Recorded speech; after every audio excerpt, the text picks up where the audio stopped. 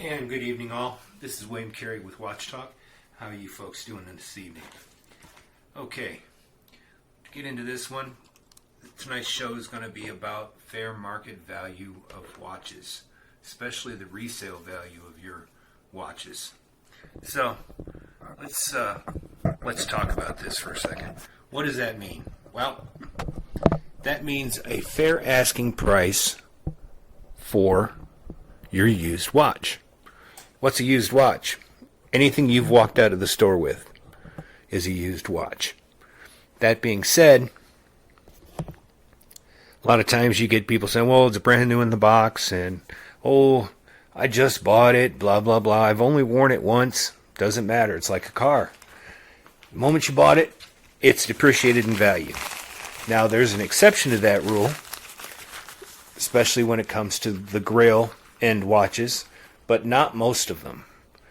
Things like Rolex and Omega and Breitling, yes, those guys hold their values. Tag, unfortunately, is like other brands. It does depreciate pretty quickly as far as the value does. So it really depends on rarity, how desirable the watch is, and basically what somebody's looking to spend for a watch. Now, we do know about the elephant in the room. I'm not going to mention names, but there is this watch club out there that has a tendency to kill the value of a lot of these micro-brand watches. And unfortunately, this, we'll call it a club, doesn't really care too much. They just kind of flood the market with whatever they feel is going to make them the most money.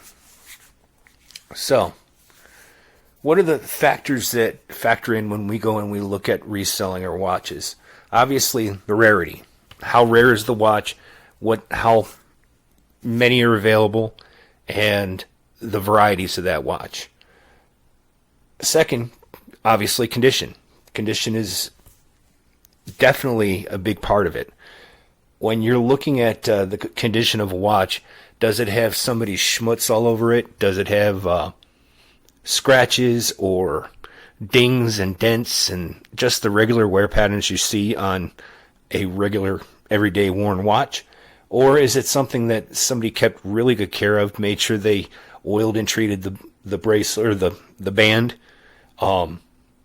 took care of the finish of the watch? I've gotten several watches over the past years that look like somebody ran them through a meat grinder. So that's a big deal. Now, personally, when I send a watch, if it's something that I know that I've had, I know I've used, I've worn, I wipe it down, I clean it, I make sure that I don't leave that nasty skin or soap residue, things like that on it. Another thing that I do is I don't use my watches or wear my watches anywhere near water unless I'm going to dive, and then there's specific watches that I use for that. So, that being said, make sure the watch is clean, okay? Don't try to sell somebody a watch or trade a watch or waffle a watch or auction a watch that looks like somebody had just been walking it around with their butt all day, okay? Then the desirability. You might have the most popular watch on the planet, but if it's the most common color or the most common movement, or a lot of the cases, we can use a couple of different brands for that example. But if you have a watch that, yeah, at one point was extremely desirable, then a whole lot of them hit the market, guess what? That watch doesn't have a whole lot of value to it. People have a tendency to gravitate towards the ones they can't get. So if you have one that everybody has, guess what? It's probably not worth a whole heck of a lot. Now, again, we can go back to that club. You know, they release a lot of watches. They got over 25,000 members. And again, I'm not going to mention names, but they have a tendency to just launch brands, whether it's a good marketing strategy for them or for your collection, that's not really for me to say. Personally, I don't see the value of staying with that particular subscription. So, since me getting into watches, at least wristwatches, about a year ago, I have gravitated away from the subscription services. I get the watches that I want through the people that I know, and or reputable sellers where I know that I'm going to get a good deal, or be able to get a piece that will improve my overall collection. And we're actually going to be talking to some of those people here on this show eventually. Again, this is our first full half-hour show, so just so you guys know, this is going to be kind of a broken thing. We don't know, I don't know how this is really going to work out yet, so let's just keep at it and see where it goes. Now, so how do we determine what a fair market value is on that watch? Well, the easiest way to do that would be to pull an average. And what does that mean? That means go to your favorite sellers. Obviously, using eBay, especially for something that's used, is probably a good idea. The ones that I used looking for an average price, especially being an admin in multiple groups, I have a tendency to, when I'm double checking the price of a watch that's getting ready to launch, I look at eBay, I look at Amazon, and I use watches.com. That's me personally. Whatever your personal preference is, you can use Jonas Shop, Evine, the manufacturer websites. But remember, that watch is not worth suggested retail price. MSRP, manufacturer suggested retail price. The watch is not worth that. Nobody paid retail for the watch, including you. If you did, you probably got ripped off, because there are plenty of places to find almost every watch available at one time or another on sale. So, that being said, there's very few times where you're going to come ahead with a watch that you just purchased. So, thinking that, I might be able to flip this for a little bit of a profit, or use the money, get what I paid for it, and put it back towards buying a new watch, or whatever the case may be, that's the wrong way to look at this. I mean, you do have guys out there who look at this as a business, but it's not a business. Most of us buy, sell, and trade our watches to improve our collection and to help keep our collection moving forward, per se, towards that ultimate watch, that one grail watch that we know we just can't live without. All of us have that one watch that they just got to have. My personal history is my family is very involved with NASA. My wife works for a NASA contractor. I had my great uncle work for NASA. Several other family members have worked for NASA.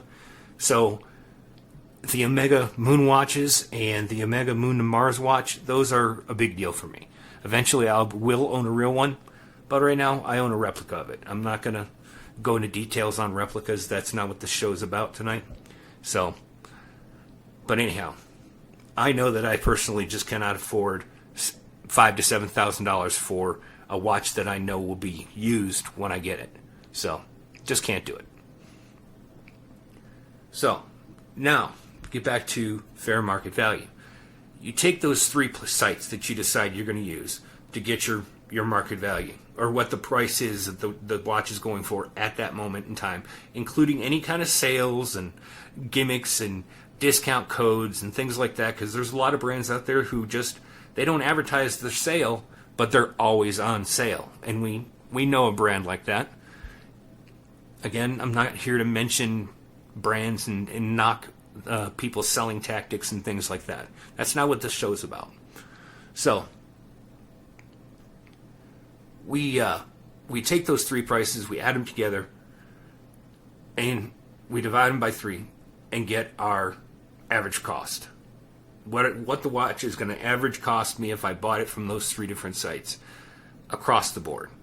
Because one's going to be definitely more than the other. Your cheapest is usually going to be eBay, but that's not always true as well. So make sure you check across multiple platforms and find out where the best price is going to be, and go from there. Especially for admins and mods who are posting or checking through posts and making sure that the raffles and the auctions and the sales are going up, that need to go up at reasonable prices so that you're not burning your members in your groups. So, but also you want to make sure that you're counting in all the factors. What's it going to cost that person to ship the watch? Is it a watch that, if it's in the original box, does that original box weigh 2.5, 3 pounds? Is it something that has to be mailed out in a flat rate box, or does it have to be packaged custom? Is it something that needs to be insured? All those factors in. So you need to give a little bit of a balance. So when we look at those watches, we have to figure in, you get your cash value and your trade value. And you see these watches, and I know I said I wasn't going to name names, but we'll use Invicta as a prime example. You could go to 100 different sites that sell Invicta and never once find the same price. Why is that? Because Invicta, unfortunately, sells to everybody at a very discounted rate compared to what their manufacturer retail price is. And that means that based on how many that particular seller can purchase that day, they can get huge discounts and sell them out at a blowout price. Like Evine, or some of these other sellers like QVC, HSN, those TV shows that the home shopping networks and things like that. So those shows, they are buying tens of thousands of a specific model, as many as they can get their fingers on, and they're offering them out at the lowest possible price they can, just to move volume. And based on that volume is how they generate their income. They don't care that they're slashing and killing the real value of that watch. And that's unfortunate, because Invicta does make some very beautiful watches. They make some very classy watches. But again, the real value of the watch is it's way below what it should sell for. And the only reason that is because their marketing strategy for the company is very, very bad, unfortunately. Which does kill a great watch. We've seen it before with other brands. They just don't get launched very well, and they head straight into the toilet. Unfortunately, that's just the way watches are. So, again, that's one of the things you need to look at. Again, we talked about rarity. Now, what's that mean? Well, a lot of watches, especially micro brands, number or serial number or run limited runs of specific watches. They'll run multiple styles, but they'll only run so many of them.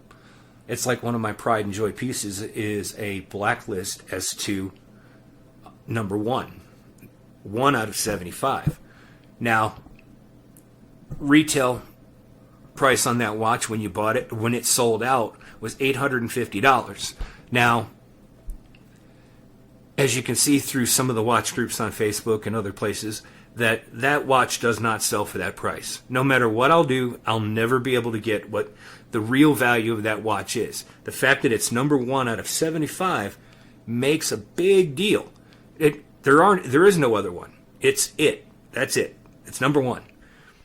And what I'm willing to let it go for versus what its real cash value is completely different. So I know that I'll never let that watch go without knowing that I can get it back eventually. Oh, by the way, thank you for that, Carey. Yeah, I had to give a little shout out to my buddy there, and my partner. He purchased that from me to help me. Yeah, never mind. But anyhow, I originally got the watch from my other business partner, Eric Shadowski, and then my other business partner, Terry Vols, purchased the watch from me, and he just gave it back as a gift. So I'm extremely excited about that. But again, that's more information than you all need. But what it comes down to at the end of the day is what the watch means to you, what you're willing to let it go for, and what you're willing to spend if you have to buy it back. So after that's all said and done, it's, if you're interested in trying to make money on these watches, then you're in the wrong community, because unfortunately everybody here knows what these watches are worth. If you need advice on pricing a watch to sell because you want to purchase another watch, or you want to move some pieces so you can increase your collection, feel free to comment or ask your the group's admins or the moderators. They're there to help you. That's what their job is. So they're there to help you make sure that the group is running smoothly and that your questions are answered, and how to come up with the most reasonable price for your used watch. Again, people hate hearing it, used watch. It could be brand new, but the moment you walked away from the store with it, the moment you received it in the mail, it was no longer new in the box.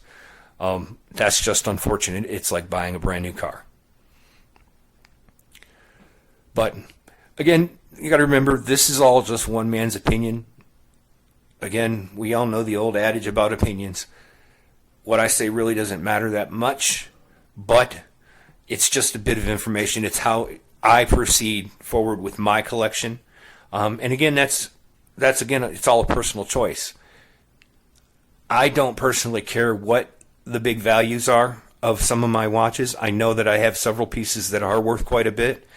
But they mean more to me than actually what the value of the watch is. So I would rather keep them than try and sell.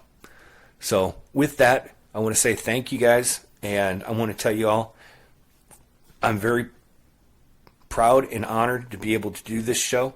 And if you guys have any comments or questions, feel free to email me or message me through Facebook or through the podcast. And again, thank you guys for listening. We'll talk to you soon. Thanks for joining in for Watch Talk. Talk to you later.